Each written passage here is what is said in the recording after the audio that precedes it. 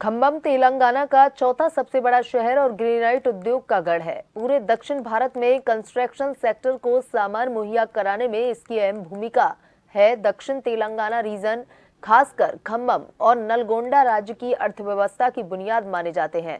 फिर भी उद्योग के जानकारों द्वारा इस रीजन की कई जरूरतें बताते हैं।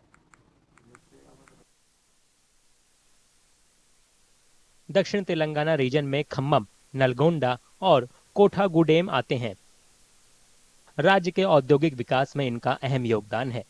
खम्बम तेलंगाना का चौथा सबसे बड़ा शहर और ग्रेनाइट उद्योग का गढ़ है। पूरे दक्षिण भारत में कंस्ट्रक्शन सेक्टर को सामान मुहैया कराने में इसकी अहम भूमिका है। दक्षिण तेलंगाना रीजन, खासकर खम्बम और नलगोंडा राज्य की अर्थव्यवस्था की बुनियाद माने जाते हैं। फिर भी उद्योग के जानकार इस रीजन की कई जरूरतें बताते हैं।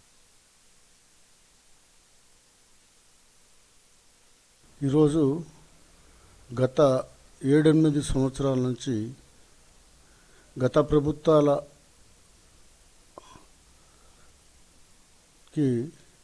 ఎన్ని తడవలు అప్లై చేసుకున్నా కూడా అప్పీల్ పెట్టినా కూడా తీరని కోరికలు చాలా ఉన్నాయి.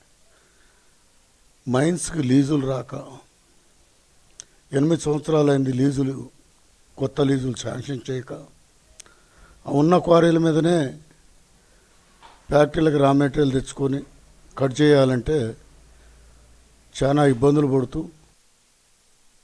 यहाँ ग्रेनाइट उद्योग कोयला उद्योग के बाद रोजगार का प्रमुख स्रोत है। ये इंडस्ट्री कटिंग, लोडिंग, लॉजिस्टिक्स और फैक्ट्री के काम में 1 लाख से ज्यादा लोगों को रोजगार मुहैया कराने का दावा करती है। हालांकि ग्रेनाइट के करीब 800 कारखानों में सिर्फ 200 काम कर रहे हैं। उद्योगपतियों की मांग है कि जल्द अरसे से पेंडिंग सब्सिडी जारी की जाए। सिंगारेनी कोलियरीज कंपनी लिमिटेड या SCCL में देश का 9.2% कोयला उत्पादन होता है। खदानों के निजीकरण के केंद्र सरकार के प्रस्ताव पर विवाद है। ये मजदूरों की मुख्य चिंताओं में से एक है। మన సింగరేణిలో 1982-83 సంవత్సరంలో కనీసం 1,16,000 మంది కార్మికులు ఉండేవాళ్ళు. ఈరోజు పరిస్థితి చూస్తే మనకు 39,000-40,000 మంది కార్మికులకు కుదించబడ్డారు. అయితే దీని వల్ల ప్రైవేటు కార్మికుల్ని కొంతమంది దగ్గర ఒక 25,000-30,000 మందిని తీసుకొని అరకొర జీతాలు ఇచ్చి వాళ్ళతోనే కొనసాగిస్తున్నది. मजदूर यूनियन को भी उम्मीद है कि चुनाव में वेतन बढ़ाने, कमर्शियल माइनिंग का विरोध, ज्यादा इंसेंटिव, कर्मचारियों के आउटसोर्स का विरोध और नियमित कर्मचारियों की भर्ती जैसे उनके मुद्दों पर ध्यान दिया जाएगा। ఇలా మనందరికీ తెలుసు, సింగరేణి గత 10 సంవత్సరాల కాలంలో ఆనాడు తెలంగాణ వచ్చినప్పుడు 68,000 మంది కార్మికులు ఉండే. ఇప్పుడు కార్మికుల సంఖ్య మరి 32,000కు తగ్గిపోయింది.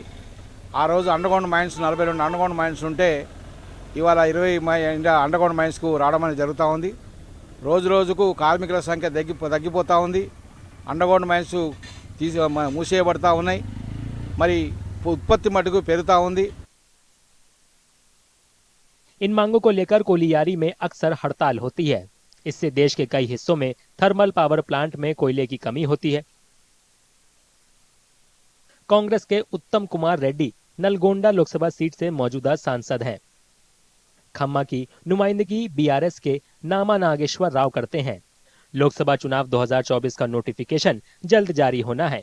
चुनाव मई-अप्रैल में होने के आसार हैं।